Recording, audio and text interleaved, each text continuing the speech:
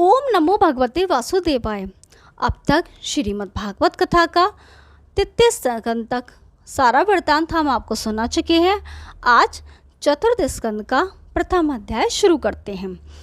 मैत्रेय जी बोले, हे विदुर जी, आप संसार की सृष्टि का वृत्तांत सुनिए। ब्रह्मा जी से मरीचि नामक एक पुत्र उत्पन्न हुआ। मरीच के कश्यप तथा कला नाम के 2 पुत्र हुए। फिर उनकी संतानें हुई। राजा शंभु मनु के देवहूति आदि 3 कन्याएं और उत्तानपाद तथा प्रियव्रत नाम के 2 पुत्र हुए। देवहूति का विवाह कर्दम ऋषि के संग हुआ, जिनके यहाँ कपिल देव जी ने अवतार लिया। उस वर्णन मैं तुमसे पहले ही कर चुका हूँ। अब तुम शंभु मनु की शेष दोनों कन्याओं की कथा सुनो। शंभु मनु ने अपनी दोनों पुत्रियों में से एक का विवाह दक्ष प्रजापति और दूसरी का रुचि प्रजापति के साथ कर दिया। जो कन्या रुचि प्रजापति की यहाँ ब्याही गई थी, उसके गर्भ से अत्रि नामक पुत्र उत्पन्न हुआ। तदुपरांत अत्रि के 3 पुत्र हुए। हे विदुर जी, ब्रह्मा जी द्वारा सृष्टि रचना का आदेश पाने के बाद अत्रि ने अपने हृदय में यह सोचा कि मेरे पुत्रों से भी सृष्टि की रचना होगी, इसलिए मुझे प्रथम ही परमेश्वर की तपस्या करनी चाहिए, जिससे कि मेरे पुत्र धर्मात्मा हो। ऐसा सोचकर अत्रि मुनि ने अपनी स्त्री अनुसुईया के सहित तप करना आरंभ किया। तब वे दोनों किसी देवता का नाम न लेकर केवल कर्ता कहकर तप करते रहे। जब तप करते करते उन्हें 100 वर्ष बीत गए, तब ब्रह्मा विष्णु महेश जी इन तीनों देवताओं ने आकर अत्रि मुनि को दर्शन दिए। उस समय मुनि ने तीनों देवताओं को अपने सामने देखकर कहा, हे प्रभु, मैंने तो केवल एक देवता का ही तप किया था, फिर आप तीनों ने किस कारण दर्शन दिया है? मैं आपकी मनोइच्छा को कैसे किससे प्रकट करूं? अत्रि मुनि के वचन सुनकर विष्णु ने उत्तर दिया, हे मुनि, तुम तपस्या करते समय केवल कर्ता नाम लेते थे, अतः हम तीनों ही देवता कर्ता हैं। हम में से प्रत्येक ने एक एक कार्य, उद्धव, स्थिति और प्रलय बांट रखा है। हम लोगों का जन्म आदि ज्योति निरंकार प्रभु की महिमा से हुआ है। वे निर्गुण निराकार प्रभु किसी को अपना दर्शन नहीं देते हैं और न उन्हें कोई देख ही सकता है। उनकी आज्ञा से ही हम तीनों संसार का संचालन करते हैं। अब तुम जो चाहो सो हमसे मांग लो। अत्रि मुनि दंडवत करते हुए बोले, हे प्रभु, मैं भाग्यवान एवं धर्मात्मा पुत्र चाहता हूँ। अत्रि मुनि की इच्छा अनुसार वरदान देकर तीनों देवता अपने अपने लोक को चले गए। तदंतर अत्रि मुनि को विष्णु भगवान की कृपा से दत्तात्रेय, शंकर जी के आशीर्वाद से दुर्वासा और ब्रह्मा जी के वरदान से चंद्रमा नामक 3 पुत्र उत्पन्न हुए। उन तीनों में दुर्वासा क्रोधी स्वरूप तथा आंखें खोले हुए उत्पन्न हुए। इनके भी अनेक संतानें उत्पन्न हुई। इतनी कथा सुनकर मैत्रेय जी बोले, हे विदुर जी, शंभु मनु की दूसरी कन्या का यह वृत्तांत मैंने तुम्हें सुनाया। अब तुम तीसरी कन्या जो दक्ष प्रजापति को ब्याही थी, उसका हाल सुनो। दक्ष प्रजापति द्वारा उसके गर्भ से 60 कन्याओं की उत्पत्ति हुई। उनमें से सती नाम की कन्या का विवाह शंकर जी से हुआ। ओम नमो भगवते वासुदेवाय। प्रथम अध्याय समाप्त हुआ। अब दूसरा अध्याय। विदुर जी ने यह कथा सुनने के बाद मैत्रेय जी से पूछा, हे महात्मा, सती ने अपना शरीर कैसे त्यागा, उसका वर्णन कीजिए। मैत्रेय जी बोले, सती से विवाह होने के उपरांत एक दिन शंकर जी बहुत से देवताओं तथा ऋषि मुनियों समेत पितामह ब्रह्मा जी की सभा में बैठे थे। उसी समय वहां दक्ष प्रजापति भी आ गए। सब लोगों ने उठकर उन्हें बड़ा सम्मान करके बिठाया, परंतु शिव जी उस समय नारायण जी के ध्यान में अपने नेत्र बंद किए बैठे हुए थे। इसलिए दक्ष प्रजापति के आगमन पर शिव जी ने उनका सम्मान नहीं किया। उस समय शिव जी का ऐसा अभद्र व्यवहार देखकर दक्ष प्रजापति बड़े क्रोधित होकर कहने लगे, लोग इनको विवेकशील, तपस्वी और सत्यवान कहते हैं, यह बात झूठ है। देवताओं ने व्यथा ही इनका नाम महादेव रख दिया। मुझसे बड़ी गलती हुई, जो ब्रह्मा जी के कहने से मैंने अपनी कन्या के विवाह के साथ कर दिया। मेरी पुत्री से विवाह होने के कारण ही इनकी प्रतिष्ठा अधिक बढ़ गई है। देखो, इन्हें कितना अहंकार है कि मेरे दामाद होते हुए भी इन्होंने मेरे लिए प्रणाम नहीं किया। मैंने बड़ी भूल की जो अपनी कन्या इनको ब्याह दी। यह वैसा ही कार्य बन गया जैसे किसी शूद्र को कोई व्यक्ति वेद की शिक्षा देता है। इस तरह से बहुत से दुर्वचन कहने के बाद दक्ष प्रजापति ने उसी सभा में खड़े होकर ब्रह्मादि देवताओं एवं ऋषि मुनियों के सामने महादेव को शाप दिया कि आज से किसी भी यज्ञ में इन्हें भाग न मिले। दक्ष प्रजापति का शाप सुनकर शंकर जी ने कुछ भी उत्तर नहीं दिया और वे उसी प्रकार श्री नारायण भगवान के ध्यान में ही बैठे रहे। तत्पश्चात जब दक्ष प्रजापति शाप देकर अपने घर को चले, उसी समय नंदीगण ने अपने मन में सोचा कि हमारे भोलेनाथ महादेव को इस ब्राह्मण ने बिना विचारे ही शाप दे दिया है, इसलिए मैं इसको तथा समस्त ब्राह्मणों को यह शाप देता हूँ कि ब्राह्मण लोग वेद पुराण पढ़ने पर भी वृद्धावस्था में विचार ही हो जाएंगे और पूजा पाठ तथा जप तप का फल दूसरों को धन लेकर ही बेच दिया करेंगे और वे प्रणाम न होकर करने पर भी सबको आशीर्वाद दे दिया करेंगे तथा धर्म अधर्म का विचार न करके सबके यहाँ भोजन कर लिया करेंगे। हे विदुर, नंदीगण के इस शाप को सुनकर सभी सभा में बैठे हुए भृंगु ऋषि क्रोधित होकर नंदीगण से बोले, हे नंदी, दक्ष प्रजापति द्वारा अपराध करने पर समस्त ब्राह्मणों को शाप क्यों दिया? इसलिए मैं भी शिव भक्तों को यह शाप देता हूँ कि वे मदिरा पान करेंगे और अपने देह में भस्म मला करेंगे। वे अपने श्रवणों में बड़े बड़े छिद्र कराकर मुद्रा पहना करेंगे, अर्थात शिवजी सदृश ही योगी रूप धारण करेंगे और पूजा पाठ आदि का कोई फल उनको नहीं मिलेगा। इस प्रकार शाप दिए जाने के पश्चात जब दक्ष प्रजापति ने घर जाकर अपने हृदय में यह सोचा कि मैंने देवताओं एवं ब्राह्मणों की सभा में ऐसा शाप दिया है कि शिवजी को यज्ञ का भाग न दिया जाए, इसलिए इस कार्य को प्रारंभ पहले मुझे ही करना चाहिए। जब मैं अपने यहाँ यज्ञ करके सब देवताओं, ऋषि मुनियों और ब्राह्मणों को बुलाऊंगा और शंकर जी को यज्ञ में भाग न दूंगा तो उनका बड़ा अनादर होगा। अतः मेरे इस कृत्य को देखकर फिर कोई भी मनुष्य अपने घर में शंकर जी को भाग न देगा। ऐसा दृढ़ विचार करके दक्ष प्रजापति ने सब देवताओं, दैत्यों, ब्राह्मणों एवं ऋषि मुनियों का निमंत्रण भेजकर यज्ञ की तैयारी की। ओम नमो भगवते वासुदेवाय। दूसरा अध्याय समाप्त हुआ। अब तीसरा अध्याय। मैत्रेय जी बोले, हे विदुर जी, दक्ष प्रजापति के निमंत्रण भेजने पर समस्त देवता, दैत्य, ऋषि मुनि, ब्राह्मण, गंधर्व, किन्नर इत्यादि अपने अपने स्त्रियों सहित सुंदर वस्त्रांगलंगरों से सुसज्जित होकर अपने विमान पर बैठ गाते बजाते उस यज्ञ में भाग लेने के लिए चल दिए। तभी उनके विमान की घनघनाहट सुनकर सती ने शंकर जी के गणों से पूछा, हे शिव गणों, यह आकाश मार्ग में कैसी भीड़ भाड़ दिखाई दे रही है? उनके पूछे जाने पर गणों ने उत्तर दिया, हे माता, आपके दक्ष प्रजापति के यहाँ यज्ञ रचाया है, उसी यज्ञ में भाग लेने के लिए सब देवता, ऋषि मुनि अपनी स्त्रियों के सहित जा रहे हैं। यह सुनकर सती जी बहुत ही उदास होकर सोचने लगी कि मेरे पिता ने सब लोगों को आमंत्रित किया है परंतु मुझे और शिवजी को निमंत्रण नहीं देकर अपमानित किया है। तत्पश्चात सती ने मन में विचार किया कि शायद कार्य में व्यस्त अधिक होने के कारण वे हमें बुलाना भूल गए हों, इसलिए माता पिता, गुरु तथा मित्र के यहाँ बिना बुलाए जाने में कोई दोष नहीं होता है। ऐसा विचार कर सती ने महादेव जी से कहा, हे नाथ, मेरे पिता के यज्ञ में सभी देवता अपनी अपनी देवांगनों के साथ पधार रहे हैं। वे शायद अधिक कार्यव्यस्त रहने के कारण हमें बुलाना भूल गए हम। वे मेरे पिता हैं, इसलिए उनके यहाँ बिना आमंत्रण किए जाने पर भी हमें कोई दोष नहीं है। वहाँ मेरी सभी बहनें अपने अपने स्वामी के सहित आएंगी। मेरे मन में बहुत वर्षों से अभिलाषा भी थी कि जब कभी मेरे पिता के यहाँ कोई महोत्सव होगा तब मैं भी वहाँ आपके साथ जाऊंगी, इसलिए इस अवसर पर आप कृपा कर मुझे साथ लेकर चलें तो मेरी इच्छा पूर्ण हो जाए। सती जी की ऐसी विनम्र प्रार्थना सुनकर महादेव जी ने उन्हें दक्ष प्रजापति से अपनी शत्रुता का सारा हाल सुनाते हुए कहा, हे सती, तुम्हारे पिता मुझसे बैर मानते हैं, इसलिए यदि हम बिना आग्रह किए वहाँ गए और उन्होंने मुझसे कुछ कटु वचन कह दिए तो फिर अच्छा नहीं होगा, क्योंकि अन्य शत्रुओं के घाव तो महरम से बढ़ जाते हैं, किंतु दुर्वचन रूपी शास्त्रों का घाव जब हृदय में ही हो जाता है तो उसका इलाज होना दुर्बल हो जाता है। इसलिए हम तुम्हारे पिता के यहाँ यज्ञ में नहीं जा सकते।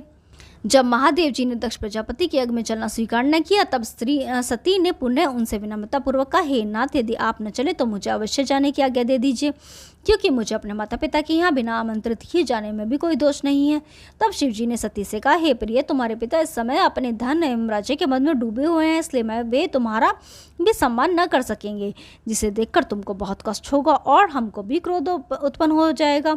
अतः तुम्हारा उनके यहाँ जाना किसी भी तरह से ठीक नहीं रहेगा। इस प्रकार महादेव जी के समझाने पर भी सती को ज्ञान उत्पन्न न हुआ और वे पुनः हाथ जोड़कर कहने लगी, हे प्रजापति, हे प्राणनाथ, मेरे वहाँ जाने पर मेरी 60 बहनों के आगे मेरा निरादर होगा।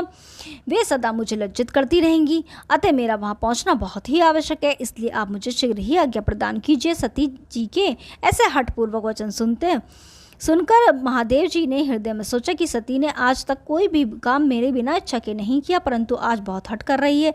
इससे मालूम पड़ता है कि वहाँ जाने पर इसकी भलाई नहीं है। महादेव जी ने इसे हरी इच्छा जानकर सती जी से कहा, जो तुम्हारी इच्छा हो सो करो। ओम नमो भगवते वासुदेवाय। तीसरा अध्याय समाप्त हुआ। अब चौथा अध्याय। मैत्रेय जी बोले, हे विदुर जी, शिव जी के मना करने पर भी जब हट करके सती अपने पिता के यहाँ चलने को तैयार हुई, उस समय उनकी रक्षा के निमित्त अपने कई गण उनके साथ भेज दिए। जब सती जी अपने घर पहुंची तो दक्ष प्रजापति ने सती को देखकर उधर से अपना मुंह फेर लिया और उनसे कुशल सेम तक नहीं पूछी। अपने पिता को रुस्से देखकर सती जी अपने मन में सोचने लगी कि यह सब पति की आज्ञा न मानने का ही फल है, अतः मुझे यहाँ से लौट जाना चाहिए। सती जी की माता के अलावा जो इस अन्य स्त्रियां उस यज्ञ में आई थी, वे यह सोचकर कहीं दक्ष प्रजापति बुरा ना मान जाए, सती जी से प्रेम से बोली तक नहीं। यह सब हाल देख सती जी बहुत दुखी हो यज्ञ भूमि में बैठ गई। जब याज्ञिकों ने शिवजी के नाम की आहुति देने के लिए पूछा, उस समय दक्ष प्रजापति ने महादेव के प्रति कोई आलोचनात्मक कटु वचन कहे और यह कहा कि हमने देवताओं एवं ऋषि मुनियों की सभा में शिवजी को यज्ञ में भाग न देने का शाप दिया है, अतः आप उनके नाम की आहुति कदापि न दें। शिवजी के प्रति पिता के मुख से ऐसे आलोचनात्मक कटु वचन सुनकर कि शिवजी को यज्ञ में भाग न दो, सती जी बहुत क्रोधित हुई। वे यज्ञ मंडप में उठकर खड़ी हो गईं और अपने पिता को सुनाकर इस तरह कहने लगी, हे पिता, आप शिवजी की महिमा को नहीं जानते हो। वे समस्त देवताओं के भी देवता हैं और किसी से वैरभाव नहीं रखते हैं। आप अपने अज्ञानवश बिना विचार किए उनसे शत्रुता मानते हैं। महादेव जी समस्त गुणों के निधान है। तुमने उनके भयंकर स्वरूप को तो देखा नहीं है, किंतु उनके गुणों को नहीं पहचाना है। सनकादि और नारदादि भी उनके चरणों का स्मरण करके हृदय में करते हैं। तुम्हारा पद ऐसा नहीं है जो तुम उनकी बराबरी कर सको, क्योंकि वे त्रिलोकी में सर्वश्रेष्ठ हैं। तुमको उनके प्रति ऐसे अभद्र शब्द कहकर उनका अपमान करना उचित नहीं है। तुम मेरे जन्मदाता हो, इसलिए मैं तुमसे कुछ नहीं कह सकती हूँ, परंतु मैं अपने शरीर को जो तुम्हारे द्वारा उत्पन्न हुआ है क्रोध करके त्याग देती हूँ, जिससे तुम्हारे साथ महादेव जी का कोई संबंध न रहेगा और उनसे वैर करने का फल तो तुम स्वयं ही पा जाओगे। इस प्रकार कहने के बाद सची जी ने उत्तर दिशा की तरफ मुंह करके योगाभ्यास द्वारा अग्नि प्रकट करके अपना शरीर भस्म कर दिया। जब शिवगणों ने सती यह दशा देखी तो उन्होंने क्रोधित होकर उपस्थित जनों को मारने के लिए अपने शस्त्र उठा लिए।